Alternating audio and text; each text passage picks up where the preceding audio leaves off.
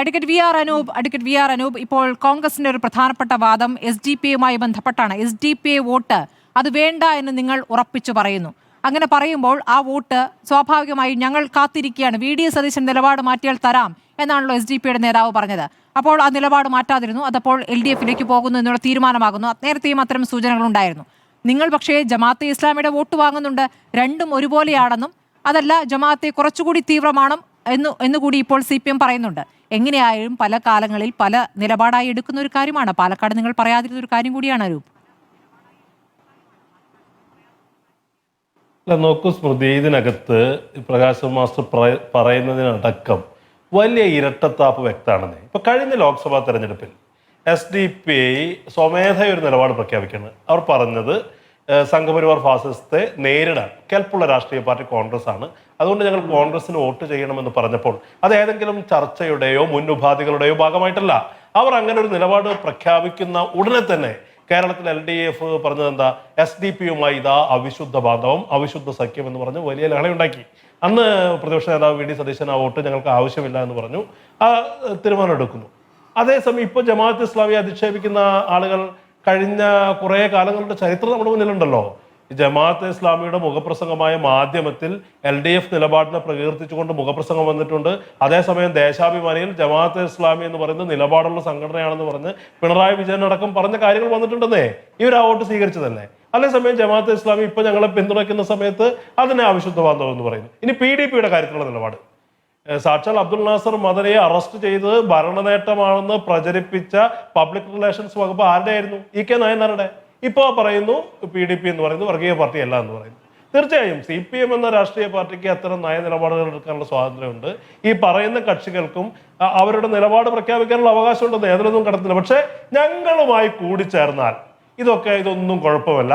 അതേസമയം കോൺഗ്രസിനെ പിന്തുണച്ചാൽ അത് അവിശുദ്ധ സഖ്യം എന്ന് പറയുന്ന ഇടതുപക്ഷ ഇരട്ടത്താപ്പ്, ഇടതുപക്ഷ കാപട്യം കേരളം കണ്ടുകൊണ്ടിരിക്കുക.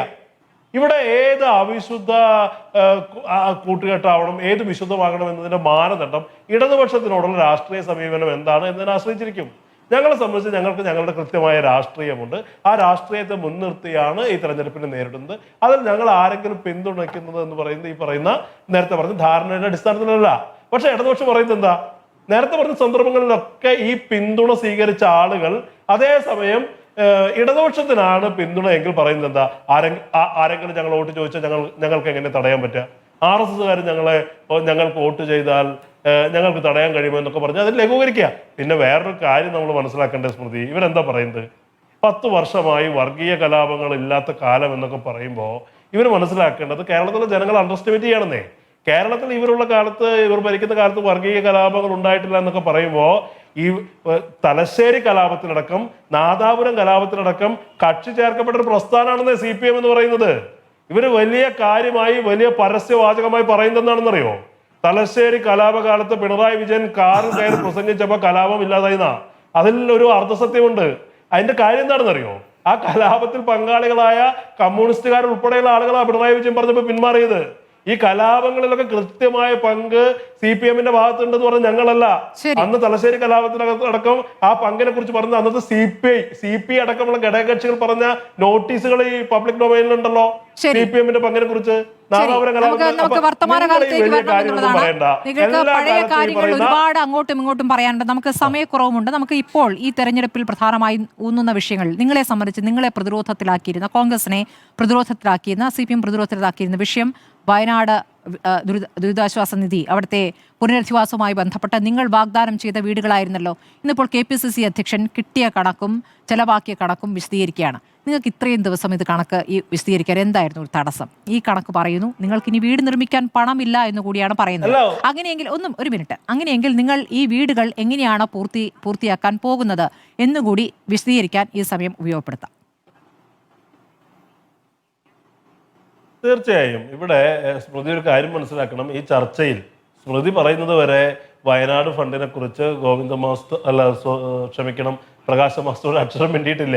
കഴിഞ്ഞ കുറച്ച് ദിവസങ്ങളായി ഇവരുടെ ചർച്ചയുടെ ഒരു ടോൺ എന്ന് പറയുന്നത് ഏതായിരുന്നു? എന്തെങ്കിലും ചോദിച്ചാൽ അപ്പം പറയും വയനാട് ഫണ്ട് എവിടെ. ഇവർ ഈ പറഞ്ഞ സജി ചെറിയാന്റെ പ്രസ്താവനയെ കുറിച്ച് പറഞ്ഞാൽ ചോദിക്കും പോലും വയനാട് ഫണ്ട് എവിടെ. ഇവരുടെ കേരയിൽ എവിടെ എന്ന് ചോദിച്ചാൽ അപ്പം ചോദിക്കും വയനാട് ഫണ്ട് എവിടെ. കെ ഫോൺ എവിടെ, കെ ചിക്കൻ എവിടെ എന്ന് ചോദിച്ചാൽ പറയും വയനാട് ഫണ്ട് എവിടെ. ഇവിടെ വയനാട് ഫണ്ടിന്റെ കാര്യത്തിൽ ഒരു കാര്യം മനസ്സിലാക്കണം. വയനാട് ഫണ്ട് മുൻനിർത്തി ഇവിടെ നടത്തിയ ചില പ്രയോഗങ്ങൾ, ചില പരാമർശങ്ങൾ, തുടർച്ചയായ ചില പ്രസ്താവനകൾ പ്രതിസ്ഥാനത്ത് നിർത്തിയത് ആരെയാ? CPM-നെയാ. CPM നടത്തിയ, വയനാട് ഉൾപ്പെടെ നടത്തിയ വലിയ തട്ടിപ്പ് പുറത്തു വന്നു. അതുവരെ CPM ഇത്തരം ഒരു ഫണ്ട് പിരിവ് നടത്തിയതിനെ കുറിച്ച് ഇവർ പറഞ്ഞിട്ടുണ്ടോ? ഇവിടെ ഒരു ചർച്ചയ്ക്കിടയിൽ കോൺഗ്രസിന്റെ പ്രതിനിധി ഉന്നയിച്ചതിനെ തുടർന്ന് CPM-ന് പുറത്തുവിടേണ്ടി വന്നു. സ്മൃതി, അത് മനസ്സിലാക്കണം. പുറത്തുവിട്ടത് എന്താ? CPM ദേശീയ തലത്തിൽ ഈ പറയുന്ന ഫണ്ടിലേക്ക് അയച്ചതാ. പിരിവിന്റെ കണക്ക് ഇപ്പോഴും CPM പുറത്തുവിട്ടിട്ടില്ല. 99 ലക്ഷത്തിൽ താഴെയാണെന്ന് പറയുമ്പോൾ എത്ര പിരിച്ചു എന്നതിനെ കുറിച്ചൊരു ചോദ്യം ഇല്ലെന്നേ. CPM ഇത്തരം പിരിവുകൾ സ്വീകരിക്കുന്ന ഒരു പൊതുസമീപനം കേരളീയ പൊതുസമൂഹത്തിന് മുന്നിൽ അനാവരണം ചെയ്യപ്പെട്ടു. വയനാട് ഫണ്ടാകട്ടെ, പയ്യന്നൂരിലെ രക്തസാക്ഷി ഫണ്ടാകട്ടെ, ഇത്തരം ഫണ്ടുകളിൽ CPM പരമ്പരാഗതമായി നടത്തിവരുന്ന ചില ക്രമക്കേടുകൾ ഈ തെരഞ്ഞെടുപ്പിൽ ചർച്ചയായിരുന്നേ. ഇപ്പൊ പയ്യന്നൂരിലെ കുഞ്ഞികൃഷ്ണൻ എന്ന് പറയുന്നത് ഇന്നലെ വരെ, കഴിഞ്ഞ ദിവസം വരെ ഞങ്ങളുടെ സഖാവായിരുന്നില്ലല്ലോ, ഇവരുടെ ഒരു ഉയർന്ന സഖാവല്ലേ. ഇപ്പൊ അവിടെ നിന്നുള്ള മനു തോമസ് ഈ DYFIയുടെ നേതാവായിരുന്നില്ലേ. ഇവരുടെ പാർട്ടിക്കകത്ത് നിന്ന്, അതാണ് പ്രധാനം, ഇവരുടെ ആ കാലത്ത് ആ ഫണ്ട് പിരിവിൽ പങ്കാളികളായിരുന്ന ഇവരുടെ പാർട്ടിയിലെ വിവിധ ഘടകങ്ങളിൽ പ്രവർത്തിച്ച ആളുകൾ പറയുന്നത് എന്താണെന്നറിയോ? ആ രക്തസാക്ഷി ഫണ്ട് കട്ടുമുടിച്ചു, അതിൽ നിന്ന് രക്തസാക്ഷി ഫണ്ടിൽ നിന്ന് പലിശ വാങ്ങിച്ചു. നിരവധിയായ ആക്ഷേപങ്ങളുണ്ട്. അതിനെക്കുറിച്ച് മറുപടി പറയാൻ CPM-ന് കഴിയുന്നില്ല. വയനാട് ഫണ്ടിനെ കുറിച്ച് പറഞ്ഞത് നന്നായി എന്നുള്ള അഭിപ്രായമാണ് ഞങ്ങൾക്ക്. ഇപ്പൊ തിരുവനന്തപുരത്ത് രക്തസാക്ഷി ഫണ്ടിനെ കുറിച്ച് പറയുന്നുണ്ട്, പല സ്ഥലത്തും പറയുന്നുണ്ട്. എല്ലാ ഫണ്ടുകളും രക്തസാക്ഷികളുടെ ഫണ്ടിലടക്കം കൈയിട്ട് വാരി, സ്വരാജിന്റെ ഭാഷയിൽ പറഞ്ഞാൽ ശവം തൂക്കൽ നടത്തുന്ന പാർട്ടിയായി കേരളത്തിലെ CPM മാറി എന്നുള്ളതാണ് യാഥാർത്ഥ്യം. ശരി, ഞാൻ ചോദിക്കുന്നത്, നിങ്ങൾ വാഗ്ദാനം ചെയ്ത വീടുകളുടെ നിർമ്മാണം നിങ്ങൾ എങ്ങനെ പൂർത്തിയാക്കുമെന്ന് കൂടി പറയൂ. നിങ്ങൾക്ക് കിട്ടിയ പണം തീർന്നു കഴിഞ്ഞിരിക്കുന്നു. അപ്പോൾ എങ്ങനെയാണ് വീടുകളുടെ നിർമ്മാണം പൂർത്തിയാക്കുന്നത്? കാരണം ഇനി പിരിവില്ല എന്ന് കൂടി പറയുന്നു. സണ്ണി ജോസഫ് വിശദീകരിക്കുമ്പോൾ ഇനി പിരിക്കുന്നില്ല എന്ന് കൂടി പറയുകയാണ്. അപ്പോൾ എങ്ങനെയാണ് അത് പൂർത്തിയാക്കാൻ പോകുന്നത്? അതും കൂടി വ്യക്തമാക്കണ്ടേ? കാരണം നിങ്ങൾ കുറച്ചു പേർക്ക് വാഗ്ദാനം നൽകിയിട്ടുണ്ട്. അല്ല, ഇതിനകത്ത് ഞങ്ങൾ പറയുന്നത് ഇനി പിരിവില്ല എന്ന് പറയുമ്പോൾ തന്നെ അതിന്റെ അർത്ഥം എന്താ? പൊതുജനങ്ങളിൽ നിന്ന് നേരത്തെ നടത്തിയ പോലെ വ്യാപകമായ ഒരു പിരിവില്ല എന്നുള്ള. പക്ഷെ പാർട്ടി പ്രവർത്തകരിൽ നിന്ന് പിരിക്കാം, പാർട്ടിയിൽ നിന്ന് പ്രധാനപ്പെട്ട ആളുകളിൽ നിന്ന് പിരിക്കാം, ഈ പറയുന്ന MLA-മാരിൽ നിന്ന് പിരിക്കാം. ഒരു പിരിവില്ല എന്നതിന്റെ അർത്ഥം പബ്ലിക് ഫണ്ടിങ് ഇല്ല എന്നുള്ളതാണ്. അതിനെ ആ അർത്ഥത്തിൽ കണ്ടാൽ മതി. ഇതേ ഞങ്ങൾ ഇനി പിരിവുമായി ജനങ്ങളെ ബുദ്ധിമുട്ടിക്കില്ല എന്നുള്ളതാണ് എന്റെ അർത്ഥം. കോൺഗ്രസിനെ സംബന്ധിച്ച് എത്രയോ സോഴ്സുകളുണ്ട്. അപ്പൊ ആ നിലയ്ക്ക് അതിന് സംഘടനാപരമായി സ്വരൂപിക്കാവുന്ന എത്രയോ പദ്ധതികളുണ്ട്. അത് ഞങ്ങൾ മുന്നോട്ട് വെക്കുന്നത്. ഇത് വളരെ കൃത്യമാണ്. വയനാട് ഫണ്ടിനെ സംബന്ധിച്ച് വളരെ കൃത്യമായി വ്യക്തമായി ആവർത്തിച്ച് ഞങ്ങൾ പറയുന്നു, വയനാട് ഫണ്ടിനെ സംബന്ധിച്ച് ഞങ്ങൾ പുറത്തു വിട്ടിരിക്കുന്നത് കൊടുത്തതിന്റെ കണക്കല്ല, പിരിച്ചതിന്റെ കണക്കാ. വയനാട് ഫണ്ടിനെ സംബന്ധിച്ച് പിരിച്ചതിന്റെ കണക്ക് പുറത്തുവിടാൻ CPM-ന് സാധിക്കുമോ? പയ്യന്നൂരിലെ രക്തസാക്ഷി ഫണ്ടിനെ സംബന്ധിച്ച് പിരിച്ചതിന്റെ കണക്ക് പുറത്തുവിടാൻ CPM-ന് സാധിക്കുമോ? തിരുവനന്തപുരത്ത് രക്തസാക്ഷി ഫണ്ടിനെ കുറിച്ച് പിരിച്ചതിന്റെ കണക്ക് പുറത്തുവിടാൻ സാധിക്കുമോ? ഞാൻ പെറ്റ മകനെ എന്ന് പറഞ്ഞ അഭിമന്യുവിന്റെ വീടിന്റെ കാര്യത്തിൽ എത്ര പാർട്ടി എടുത്തു, എത്ര കുടുംബത്തിന് കിട്ടി, ആ ആക്ഷേപങ്ങളെ കുറിച്ച് ഉള്ള കണക്കുകൾ പുറത്തുവിടാൻ കഴിയുമോ? ഇവിടെ വലിയൊരു വിഷയം ഉന്നയിക്കപ്പെട്ടിരിക്കുകയാണ്.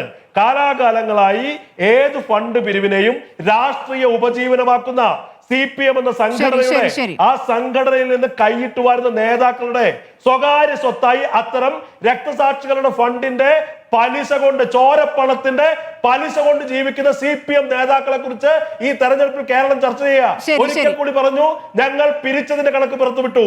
CPM-ന് പിരിച്ചതിന്റെ കണക്ക്, കൊടുത്തതിന്റെ അല്ല, പിരിച്ചതിന്റെ കണക്ക് പുറത്തുവിടാൻ കഴിയുമോ എന്നുള്ളതാണ് ഈ തെരഞ്ഞെടുപ്പിലെ ഏറ്റവും പ്രസക്തമായ പ്രധാനപ്പെട്ട ചോദ്യം. ശരി.